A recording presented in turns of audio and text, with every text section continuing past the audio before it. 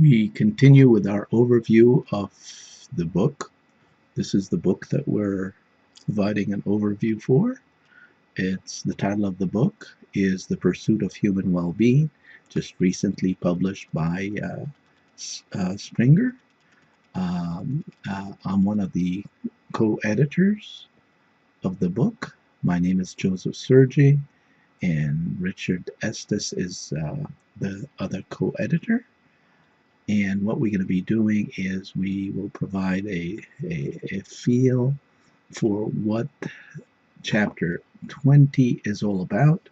And this is essentially the last chapter of the book. And the title of the chapter is The History of Well-Being in a Global Perspective. Excuse me. This is essentially an epilogue chapter.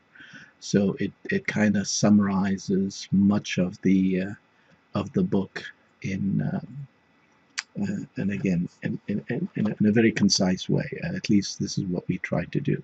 So we're the ones, the co-editors, wrote this chapter as an epilogue chapter, and the first author of this chapter is Richard Estes. He's a professor emeritus of social work and social policy in the School of Social Policy and Practice at the University of Pennsylvania in Philadelphia, Pennsylvania, United States. And I'm Joseph Sergi, and I'm a management psychologist. I'm a Virginia Tech real estate professor of marketing at Virginia Polytechnic Institute and State University in Blacksburg, Virginia, United States. Okay, so what we're going to do is I'm going to read the introduction part of the chapter. I think, if I'm not mistaken, I think the introduction part of the chapter will give the audience a good feel for what the whole chapter is about. So allow me to start.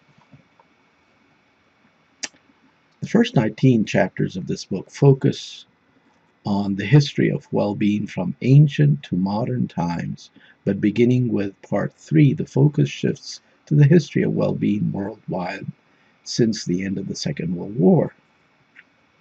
Also focuses on the changes of well-being associated with the 3 component sectors of development captured by the United Nations 3-item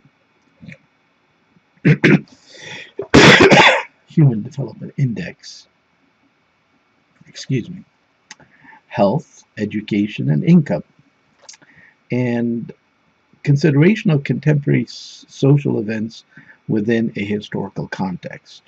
We've divided this chapter, the last of 20, into 12 sections, each of which emphasizes the most important national and regional well-being findings reported in the previous parts.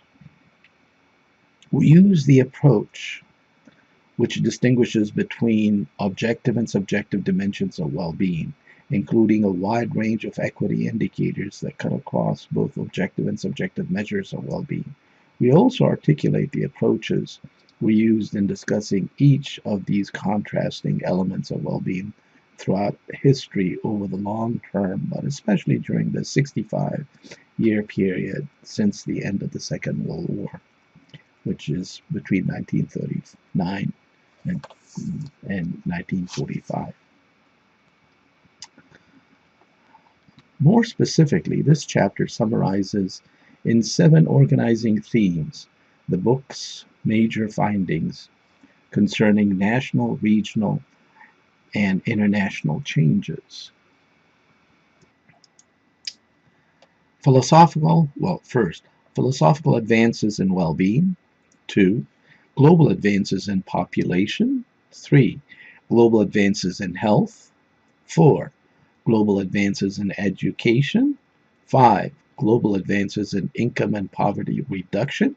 6. Global advances in social welfare, in particular the steadily increasing levels of income security provided to the world's growing population via income security programs and other publicly and privately financed social initiatives. And 7. Global advances in subjective well-being. All of these components are essential to assessing changes in well-being. and each reveals unique patterns of the human condition in various nations and regions of the world. At the end of the chapter, we summarize the most salient post Second World War changes, which eventually will serve as the basis for a series of regional monographs and a second volume to this book. Interspersed throughout are discussions of advances in well-being that have occurred worldwide with respect to women and other historically disadvantaged population groups, such as children and youth, the elderly, persons with serious disabilities, those who are financially impoverished, and other social, political, cultural, religious, and sexual minority groups. We also discuss contributions made by medical and other technologies in advancing well-being over time that benefit people everywhere in the world. For example, advances in telecommunications, transportation, preventative and curative health care, and finance and accounting technologies. So this is the introduction, and we hope that again this introduction gives the reader, the audience, a good feel for what the chapter is about. And on that note, I will stop here.